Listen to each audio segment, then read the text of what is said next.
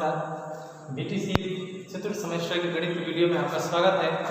इससे पहले आप लोगों को करणी के नियम जो थे उस पर एक वीडियो बनाकर दिया गया है इससे पहले वाले वीडियो में, और आज जो है उसी को आगे उसी चैप्टर को हम आगे बढ़ा रहे हैं जो टॉपिक छूटा हुआ था। इसमें है करणी की संक्रियाएं। करणी की संक्रियाएं क्या होती है इसको यहाँ पे पढ़ेंगे। तो पहली संक्रिया होती है करणी का गुणा। करणी का गुणा। करणी का गुणा कैसे करते हैं? गुणा करने की संक्रिया को जिसमें करणी हो उसको कहते हैं करणी गुणा करने की संक्रिया। जैसे मान लीजिए कि हमारे पास 3 है, अंडर में 2 है और इसका गुणा करणी में 2 है, इसका गुणा हम कर रहे हैं 5 अंडर 3। ठीक है, तो गुणा कैसे करते हैं? देखिए हमेशा जो बाहर संख्या होती है, मतलब करणी के बाहर जो संख्या होती है उसको करणी के बाहर की संख्या से करते हैं सदैव। जैसे मान लीजिए इसका गुणा जो है हम 3 में करेंगे, यानी 5 का गुणा किससे करेंगे? 3। तो कितना आ जाएगा? 15।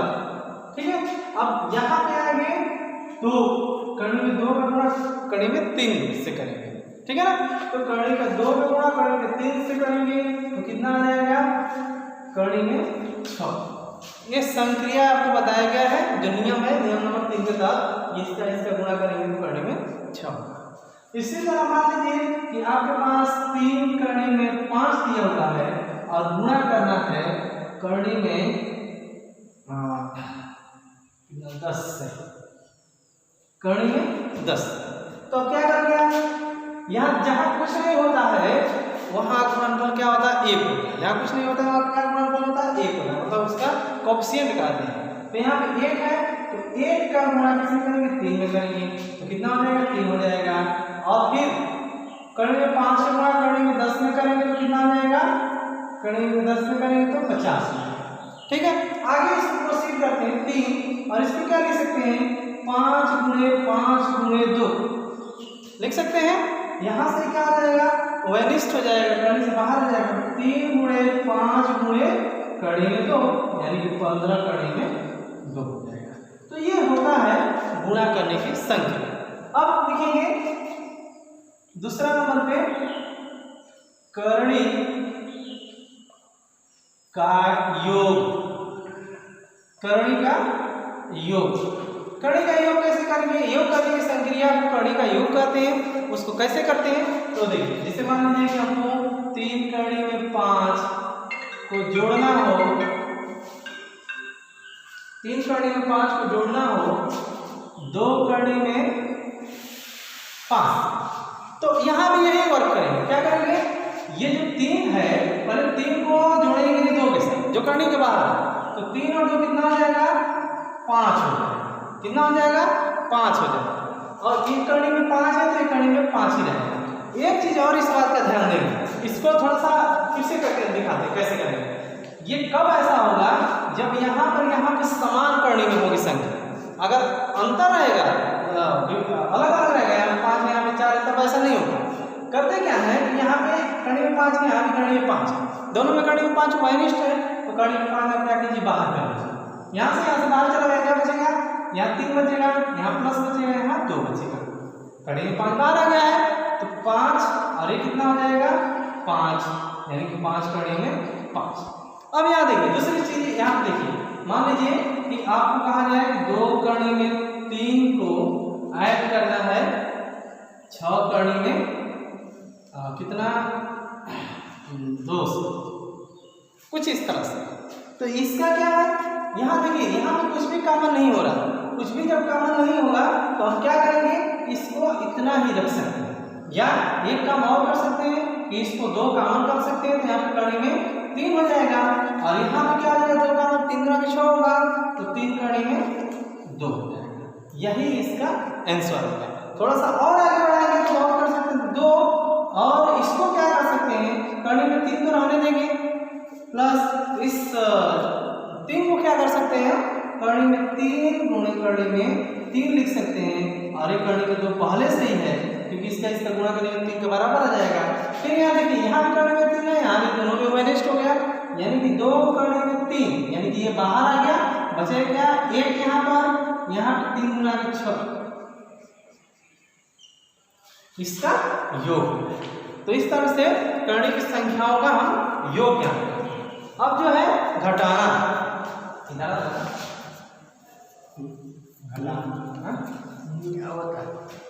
घटाना करणी का घटाना, जैसे योग वैसे ही घटाना, और क्या है दोनों में, बस चिन्ह बदलना, योग में प्लस करना है और घटाना में माइनस करना है, बस इतना सा करना है।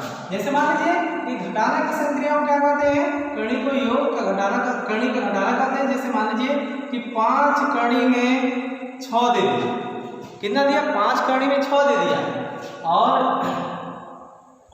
माइनस इसको घटाना है कड़ी में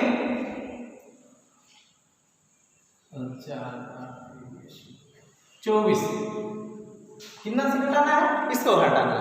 अब देखिए क्या करेंगे यहाँ पर, 5 कड़ी में 6 तो लिखेंगे माइनस, इसको हम क्या लिख सकते हैं, 2 गुना के 4 गुना के 8 के 24, अब भाज्य गुणनखंड हो गया। इसको क्या करेंगे, बाहर कर सकते हैं, यानी 5 कड़ी में 6 माइनस, ये बाहर आ जाएगा 2 हो जाएगा। अब यहाँ 2 और 3 को गुणा होगा 6 हो जाएगा, ठीक है ना। अब यहाँ से क्या करेंगे, यहाँ भी अंडर 6 है, यहाँ भी अंडर 6 है, अंडर 6 को बाहर करेंगे, बचेगा 5, यहाँ माइनस 2। तो इसको क्या कर सकते हैं हम, 6 या 5 में से 2 घटेगा तो कितना होगा, 3, यानी कि 3 कड़ी में 6। इस तरह से सदा ऐसे ही लिखते हैं, ऐसा नहीं है कि कड़ी में 6 पहले लिखेंगे और 3 बाद में लिखेंगे। सदा जो पूर्ण संख्या होती है उसको पहले लिखते हैं, उसके बाद मतलब परिमेय को पहले लिख सकते हैं और अपरिमेय को क्या करेंगे बाद में। यहाँ 3 परिमेय है और 6 क्या है, अपरिमेय। परिमेय का अपरिमेय में गुणा किया जाएगा तो हमेशा क्या आएगा, अपरिमेय आता है। तो ये था जोड़ घटाना गुणा की संक्रिया। तो ये आपकी करनी के टोटल कॉन्सेप्ट कंप्लीट है। अब हम आपको पढ़ाएंगे वर्ग तथा वर्गमूल। इस अगला टॉपिक है वर्ग तथा वर्गमूल। तो हमारा अगला टॉपिक है वर्ग तथा वर्गमूल की अवधारणा। वर्ग तथा वर्गमूल अवधारणा, वर्ग क्या होता है सबसे पहले उसे जानें। किसी वर्ग में बताया गया है, सिंपल सा एक भाषा लिखा गया है कि किसी संख्या के घात 2 हो तो उसे वर्ग कहते हैं। किसी संख्या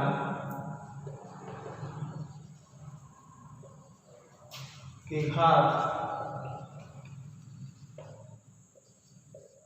2 हो तो उसे वर्ग कहते हैं, उसे वर्ग कहते हैं, उसे वर्ग कहते हैं, उसे क्या कहते हैं, वर्ग कहते हैं। दूसरे शब्दों में हम ये कह सकते हैं कि वर्ग उस आकृति को कहते हैं जिसके भुजाएं क्या होते हैं, समान होते हैं, और जब उसका क्षेत्रफल निकालते हैं तो उसका जो मात्रक होता है वो किसके आता है, 2 के घात में आता है। जैसे मान लीजिए कि कोई एक ऐसी आकृति है जिसकी भुजाएं समान है और वो चारों से घिरी हुई है। जैसे मान लीजिए कि एक जो है ये आकृति, ठीक है, इसकी चारों भुजाएं क्या है, समान है, ये है, ये भी है, ये भी ये है, ये भी, ठीक है ना, और चारों से घिरी हुई है। तो इससे क्षेत्रफल निकालते हैं, इस आकृति का क्षेत्रफल जो होता है उसी को कहते हैं वर्ग का क्षेत्रफल, वर्ग का क्षेत्रफल। इसका मतलब ये हो जाता है कि वर्ग का क्षेत्रफल का मतलब इसी को वर्ग कहा जाता है। और इसमें क्या होता है कि इस टाइप का कोई भी आकृति होता है उसका लंबाई और चौड़ाई को क्या करते हैं, गुणा करते हैं, तो हमको क्या मिलता है, a गुणे a, लंबाई गुणे चौड़ाई, और इसको क्या बोलते हैं, a का स्क्वायर, ठीक है ना। इसको जो इसका मात्रक होता है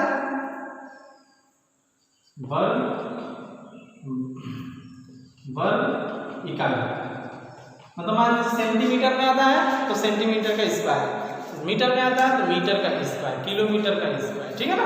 इस तरह से इसको मात्रक करते हैं, उसी को वर्ग करते हैं। अब यहाँ पे हमें जैसे कुछ संख्याएं हैं उसको आप देखकर इंपॉर्टेंट क्वेश्चन बता रहे हैं, फिर उसके बाद आगे बढ़ते हैं इसके टॉपिक से। यहाँ पे एक क्वेश्चन दिया हुआ है कि 4 सेंटीमीटर भुजा के वर्ग में 4 सेंटीमीटर, एग्जाम्पल है 4 सेंटीमीटर भुजा के वर्ग में 4 सेंटीमीटर भुजा के वर्ग में 1 सेंटीमीटर स्क्वायर 1 सेंटीमीटर स्क्वायर क्षेत्रफल के छोटे वर्गों की संख्या, क्षेत्रफल के छोटे वर्गों की संख्या ज्ञात कीजिए। ये आपका क्वेश्चन है, इसको हल करना। ठीक है,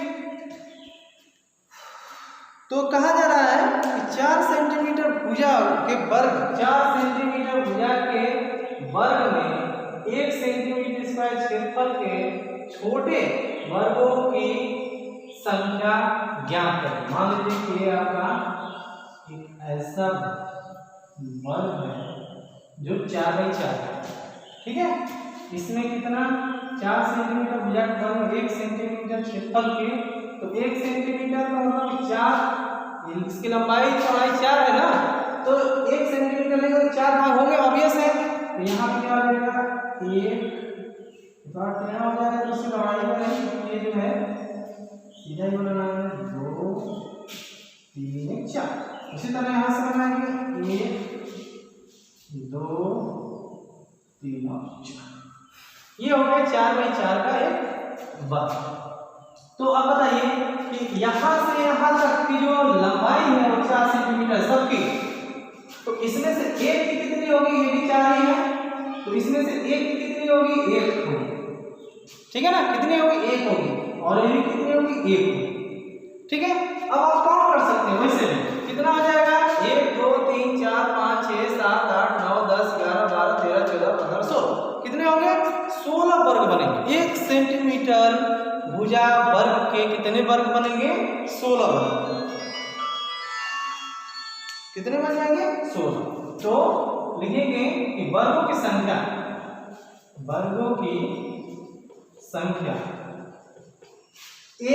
ये एक वर्ग होगा, और टोटल कितने 16 है, तो 1 गुणे 16 बराबर 16 वर्ग की संख्या सेंटीमीटर। ठीक है ना, तो ये आपका हो जाएगा। वैसे सेंटीमीटर नहीं, संख्या पूछ रहा है तो सेंटीमीटर नहीं होता है, तो टोटल कितने बार होंगे, 16 होंगे। तो ये था वर्ग का एक इंपॉर्टेंट क्वेश्चन है, ये आया सीटेट में भी आ जाता है, कभी कभी पूछ दिया जाता है।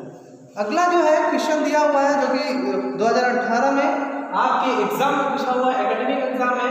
क्वेश्चन कुछ ऐसा है कि इसको मिटाते हैं हम, फिर आगे इसको लिखते हैं, इसको आप ध्यान से नोट कर लीजिए। क्वेश्चन कुछ ऐसा है कि दे रहा एक संख्या दिया हुआ है और उस संख्या को बता रहा है कि उसका वर्गमूल बनाना हो तो कितना उसमें घटाना पड़ेगा या जोड़ना पड़ेगा, ऐसा कुछ क्वेश्चन है।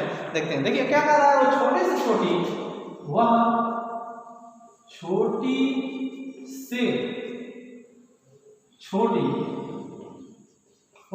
से छोटी प्राकृतिक संख्या ज्ञात कीजिए। प्राकृतिक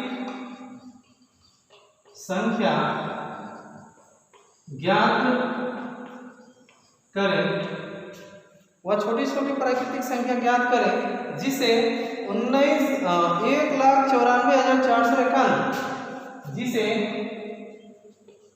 1,94,491 में से